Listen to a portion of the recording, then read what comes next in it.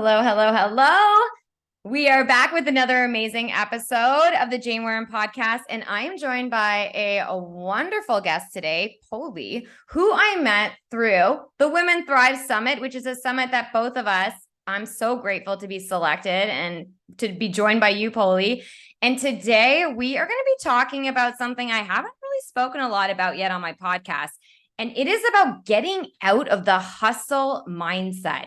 The hustle mindset in life, in business, how you can start to listen to your intuition and allow that to guide you.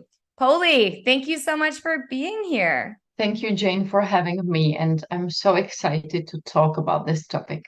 I'm so excited that you're here. And I would love for you, before we dive in, why don't you give a little intro about yourself? Share with everyone, how did you get into being this business architect? How did you fall into this? And why are you so passionate about helping your clients with getting out of this hustle mindset?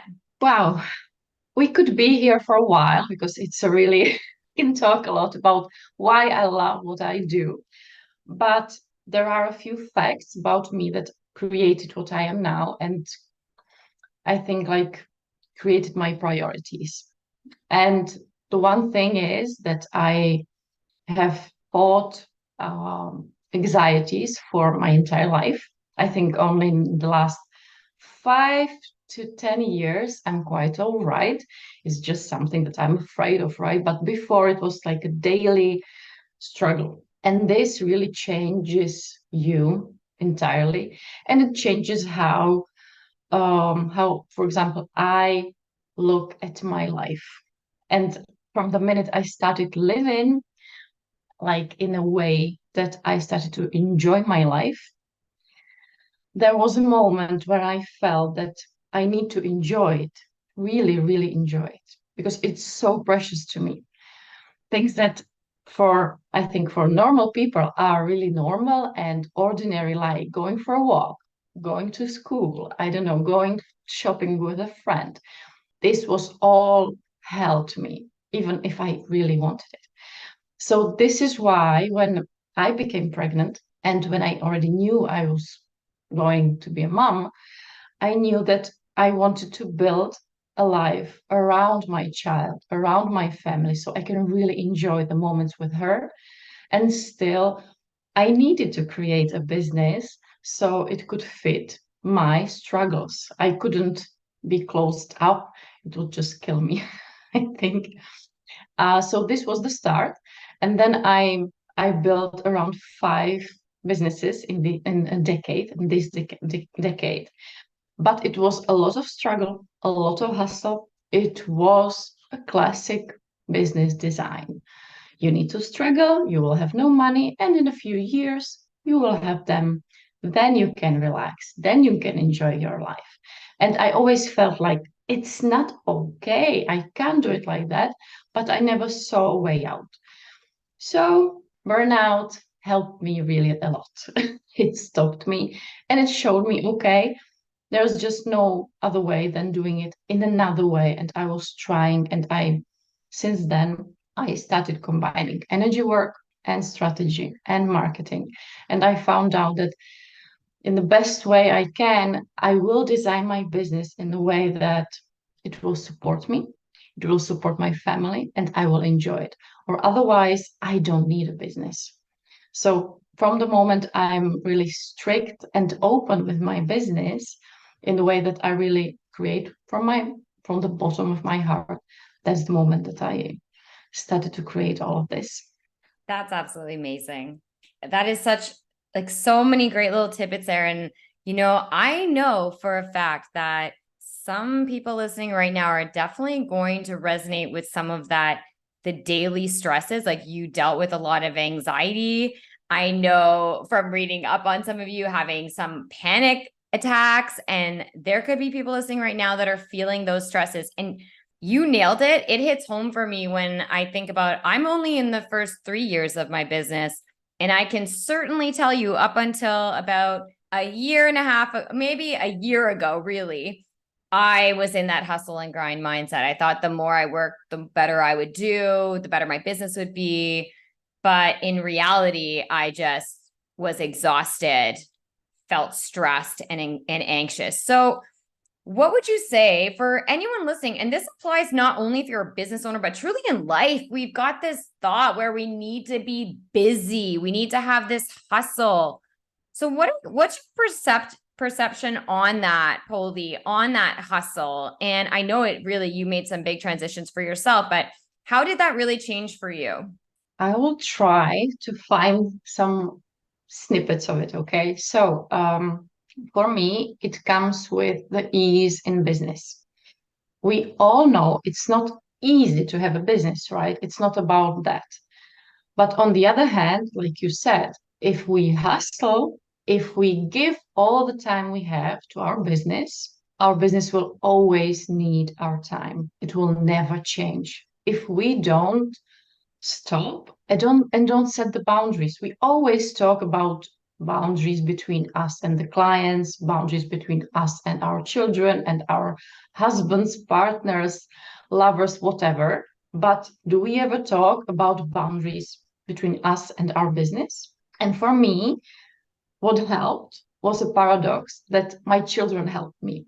So many of us, when we have children, we always say, "Oh, I can't work because my children, they are sick, they need me, I need to be with them." But if we switch it, and as one of my clients said, if we take them as our business partners too, we can see that they are teaching us something. So I'm really glad when my children want me to play with them. I just say yes. So I relax with them. And then when they don't need me, I relax with my business. So there's no such thing as a hustle when we set the boundaries, when we say, okay, I can work only 8 hours per week. Somebody would say it's not possible. Yeah, it is. If I don't have more, it just has to be possible because I need to feed my family. And then there will be more time. For now I work 3 days per week and I don't intend to work more, like ever. And I think from my side, this is what helped me.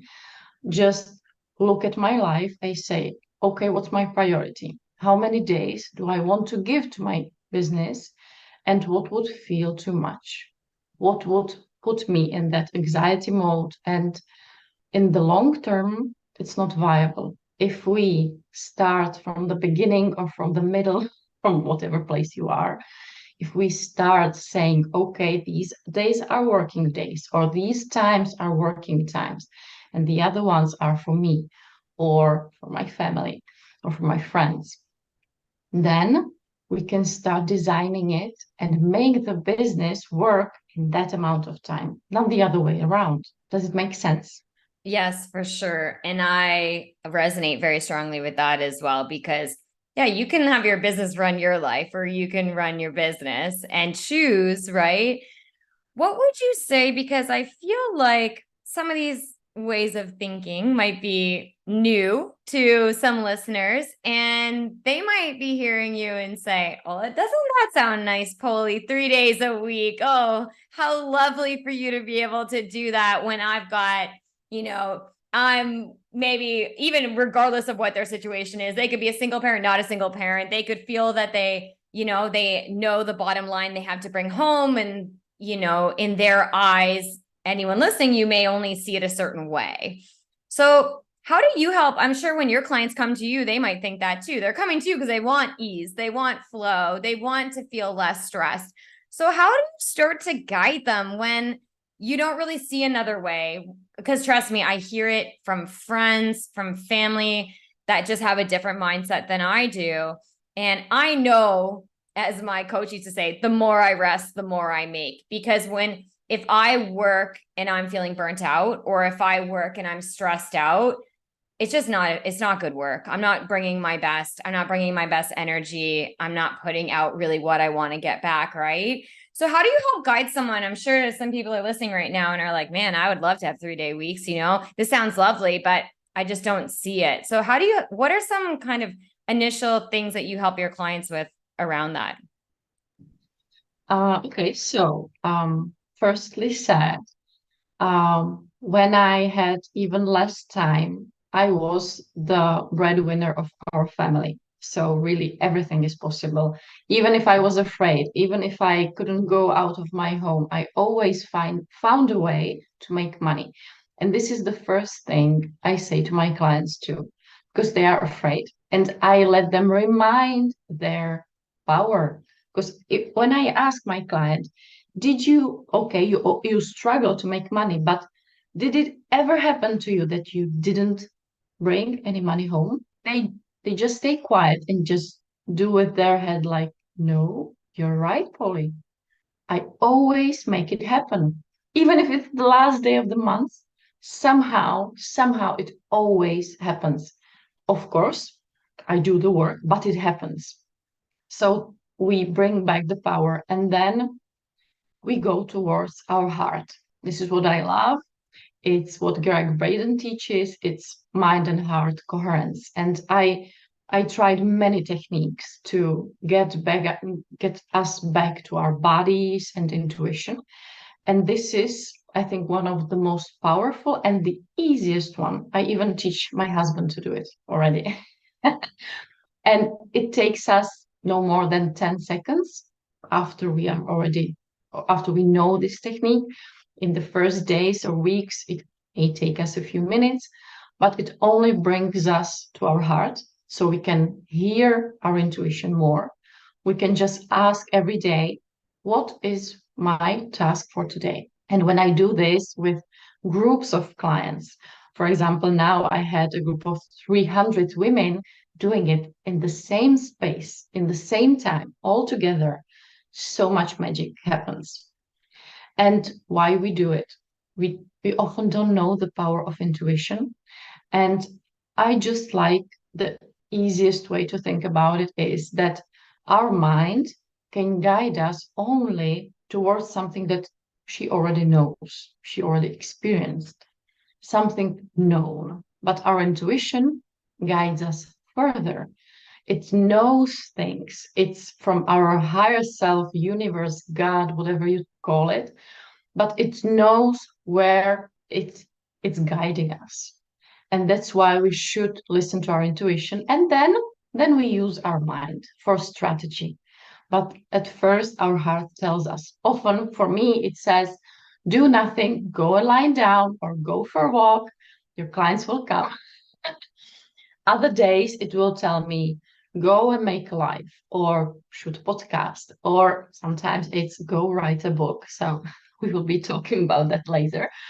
Uh, but then I can work with my mind, with what I know, with my knowledge, and design and tweak all the things that I got from my intuition. And that's what I do with my clients. So it's really easy, right? But when we repeat it, it becomes really powerful. Okay, so really focusing on what is a priority and allowing your mind to wander a little bit and to trust. I think there's a lot of disconnect for many people between the mind and intuition and feeling, right? Because they haven't drawn the connection towards both, like between both of them. And I'm personally someone that's very guided by my intuition. I trust her so much when I get the feeling of it, when I'm making choices, if I'm fearful of something or if my gut is telling me something about a relationship with someone or whatever, she's never wrong. She never doesn't guide me in the right direction. I really like how you made that example when working with your clients around, have you ever not, when we have stress or anxiety over money, have you ever not been able to bring in what you needed? And this is something I personally had to work on with, the ebbs and flows of business. And I had a lot of fears and doubts around that. And I really struggled with that because I was letting my mind wander and work against me until someone said, well, have you ever not, like you do? Have you ever not met your obligations? Have you ever not made a bill, paid your rent? And I've never not. I've always, so these are very, very, very powerful exercises. So I think a lot of times you started to touch on strategy. I think a lot of times we get caught up in the how. How am I going to do something? How is that going to happen? But I know the how's none of my business. I know that, in trusting your intuition and allowing it to guide you, you need to kind of release a little bit, you know what I mean? Ease off. So here I am with a how, but when you're guiding your clients to shift away from, again, here's what we're trying to do here is trying to get everyone listening to think there is a life outside of hustle and grind. There is one. And you might be asking, how? So what do you do when your clients are coming to you and saying, okay, Poli, how am I going to do this? You said it well. We need to let go of control. And that's the first thing. So I tell them what I know, what I experienced, because in these last, what is it, 4 or 5 years, myself, I did around 20 or 30 launches. With my clients, I did hundreds of launches. I built several businesses for myself with my clients. And what I've seen, like on a daily basis for years, is that there can be one strategy for two women, exact one. One will earn nothing, and the other one will earn, I don't know, 6, 7 figures. Why? What's damn difference? Energy work. That's what I found out. That's what I see. The one, if she didn't earn any money, there could be several reasons. We never know. Or there was some experience that she needed, or there was something that is maybe meant for her to build, and this is not that. Or she listened to somebody and she didn't do something that she craved for and felt like, I want to do this, but she told me to do that, so I'm doing it because she didn't trust her intuition. So when I tell them a few examples of that, they realize that really they don't need to let go of control. They just don't have it. We can set an intention, and that's amazing. And I always do that. But when we set an intention, we should also know that it doesn't mean that we will get that, like 100% that. For example, me, I never get the 100%. I always get the 1,000%, but of the things I never knew I could even have, or I didn't even know they existed. So that's the amazing thing about it. And we said, and we mentioned it, that it's not about only business, it's about family and partnership and everything.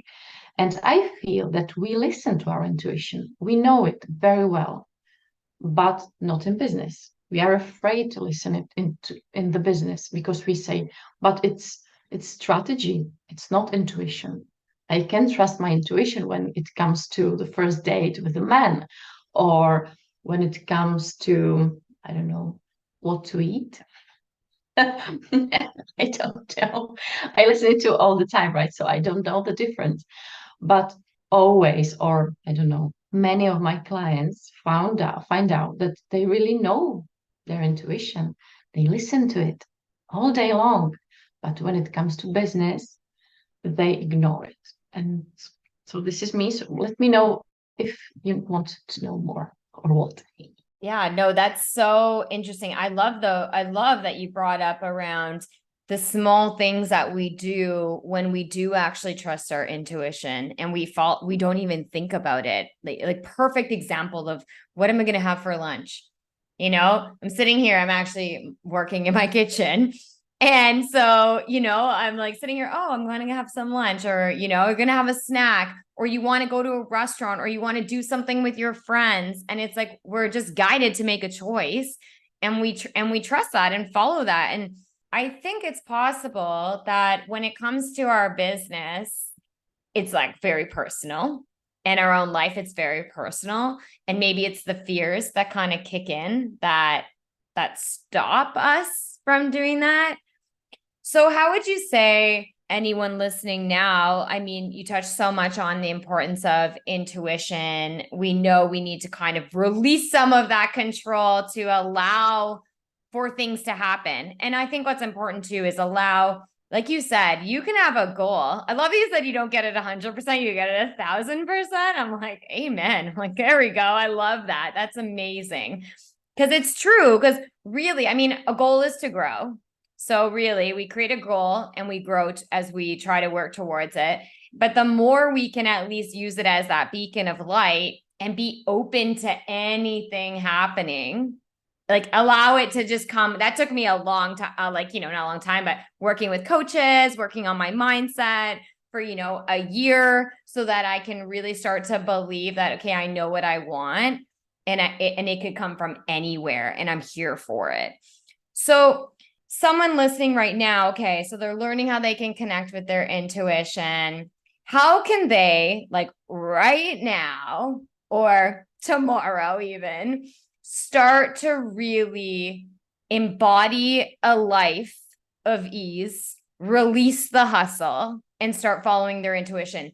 If you're going to give them some tips or strategies, like how can they do that, like right now? It's a great question. Okay. So the first thing, okay, we are talking about intuition, but I want you to be smart about it. Be smart about the strategy. So we know we need to have some strategy in our business. And many women just, or they are scared to plan, or they plan and don't do it, or they plan and then start to hustle. Okay. So, but we have another way. We can choose the ease, we can choose the joy, and just for the sake of it, just to tell us ourselves, okay, I'm building my business. Why? I'm building my business to feel free, to have an amazing life. Okay, so if I want that, maybe it would be nice to just do it my way because I have nothing to lose. I will lose if I won't try it. Then, yeah, then I will lose because I will never have what I want. I will always like try to figure out a way, but I will never let myself. So, what do we have to lose? Just try it. Just try it. And the part of being smart about it, that's the little things in the strategy. We know, I don't know, some example. The ease comes with the little things in the strategy. So, if I know I'm great at lives, then I will do live launches. How can I make them more easeful? I will launch Facebook ads. So I don't have to, 3 weeks before the event, always post something. I just won't. That's what I do. I just set up my ads because I'm a former ads manager, so I do it by myself. I enjoy that. I just click on my ads, just do whatever I want to. I prepare something for my launch, but I'm fresh and ready to enjoy the women in my container and then sell them something and then open another container. But that's my way. I always find little things that will make it easier. Another one, I hated the thing that because I work with my husband, we are all day long together. But when I'm with my clients, when I'm mentoring them, he's with his clients, we never have time to cook. And we always ordered in. And 2 years ago, I said, okay, enough. We both hated it. We don't know what order in again, what to choose. So let's try and have a cook. Just she will cook for us. For these 2 years, we have an amazing cook. And it helps me so much just to wake up, be with my children in the weekend or during the week, work, go down in my kitchen, see what she prepared for us, and eat it. And then go to work again. So these are the smart things. Don't lose time or energy or joy on the things that maybe can be done differently. It doesn't mean right away everything, but really be smart about it. What will give me more time and more money? The little things. Oh, that's so wonderful. You made me think about something that my coach would always say, like, what would be easy? And it was almost like, the easy buttons we have here in Canada and some ads on some staples ads, but it's true. It's like, what would feel easy? And I love those two examples. And that's so amazing that you hired a cook. And it works for you. And this is for anyone listening. Yeah, maybe you think, oh, that would be really nice. And I mean, we often think things are out of our reach and they really aren't.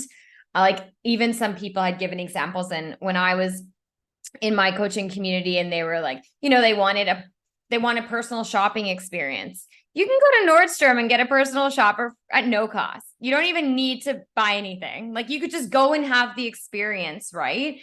And so I think we really need to take a look at our lives and think, yeah, what would be easy? Where do I feel like I'm really hustling, struggling, stressing, feeling overwhelmed? And why do I feel that way? Like kind of getting a little curious on why you're feeling that way. And then as well, think, how can you make it easy? There are things I know that I would procrastinate in my business because I didn't think I was good at them. And I made it so much harder than it needed to be. And then I found a way to make it more exciting, right? Whether that's, reaching out to new people, it tends to be something that a lot of business owners, if you're, you didn't want to be in quote unquote sales, but you're doing everything for your business. So then, but I found a way, and I realized once I started to get going at how fun it was. And I took the stress away completely. And sometimes it requires just stepping away from our work too, right? Like you said, like what would be good for me right now? Maybe I do just need to go for a walk, or maybe, for me, cooking's very therapeutic. So I'm like, maybe I need to cook a meal. But no, this is really amazing. And I think again, it's so many of these episodes I'm doing, it comes back, happiness is a choice. Who you want to be, who you want to show up as every day is a choice. You have a choice to choose ease, joy, fun. Like you absolutely have a choice. So, Poli, this is so great. I'd love for you to share now with everyone, where do you show up? Where can we find you? And what exciting things do you have going on? Thank you, Jane. And I think I will just circle up to what you said. It's what we started with. It's about priorities. And the fun fact, because the cook, it was a decision for me and with my husband, right? We counted it out. We just put the numbers down and we realized that we were spending much more money on the food that we wasted, that we ordered in. And when we counted it all down, the cook is it's a really amazing deal for all of us. And that's the fact. That's what our imposter syndrome will never tell us. Just put the numbers down and you will see. Sometimes it's really funny to see what is right in front of us. And how you can, or where you can see me, you will have all the links. Jane will share them. So the best way to connect with me is on my Facebook profile or on my Instagram. I'm now creating a set of interviews on my podcast and on my YouTube channel, and I will be sharing a lot of stuff by myself as well. So that's the best way to connect. And the one thing that I'm really excited about is that in November, we are now launching a book, an anthology with Women Thrive.